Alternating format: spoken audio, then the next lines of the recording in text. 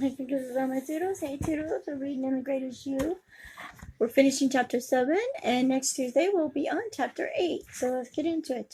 Taking it to the next level. There are really nothing you can do wrong when you are projecting your peace, other than letting someone or something influence with your progress. Whatever method works for you, and give you a strong sense of personality going into the day will do the job. However, there are things you can do to take this to another level. One thing would be to supplement whatever you're doing with affluence. Remember that the goal here is to put yourself in a good place for the rest of the day. You want this first period after you wait the level condense that you're going to go out there and win. Since that's the case, it's a good idea to remind yourself of what the best you is like. So when you're in progress with the protecting your peace, repeat to yourself the things about you that make you feel most optimistic about yourself. Recount your recent wins, whether it be getting a compliment at work or having an important conversation in a relationship, doing things to make yourself better, physically getting closer to important goals or whatever. Me, I'm happy when I read. I'm happy when I do my makeup. I'm on TikTok now, and I'll try to link my TikTok channel down below. And it makes me happy being on TikTok. I've seen other videos and talking to other people on TikTok. I'll try to link some TikTok channels in the description box down below that I am subscribed to, and you can go check them out. Okay.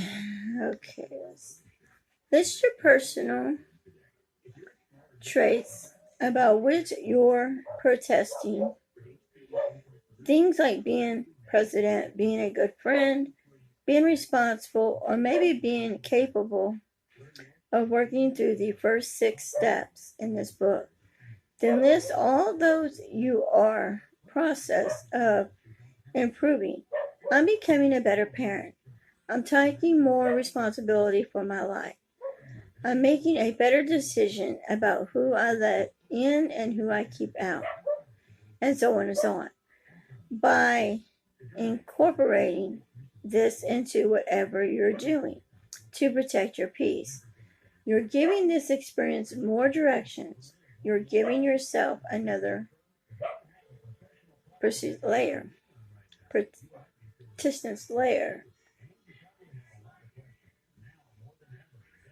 This time composed of all the way you're moving forward with your life.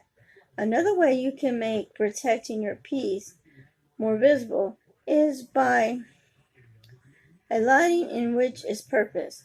By the point, I'm hoping you have a good sense of what your purpose is, even if you don't have any idea of it before you start reading this book. Remember that your purpose is who you are. So would you lead? So a very powerful start any day. So what does this mean? You might be thinking, my purpose and my peace are 2 completely different things. My purpose is helping people in crisis. But the thing I do to protect my peace is spread first half hour of the day sitting on my porch listening to the birds. Now, I'll admit that those things do seem to be very different, but you can still begin them together, maybe. It's by reminding yourself that this half hour with the birds is searching for you a day of bringing others the peace you're feeling now. Maybe it's by Remembering times you have previous helped people in crisis and crying some of the joy with you while you're spending time with nature. The goal here is to make an experience and protect your peace as a rich in verbs as possible. When you connect that piece with the goal for the rest of your day, you'll get as much out of this as you possibly can. And immediately, what you're shooting for here is a way to make yourself super strong for every day. When Trenton and I are driving to his school, I talk to him about how he's going to driving to his school. I talked to him about he's going to make this day a championship day. That's what I want you to be thinking about every morning. What are you going to do from the time you wake up to the time you go back to bed? That will make you feel like a championship, protecting your peace. Is it a real important tool because it helps you to keep the world from planting too many bad seeds in you? But it's also as objective to give you some armor. You need to put those abilities to the best version of yourself out there. As we've been discussing in this book, the greatest you is going to be taking an awful chance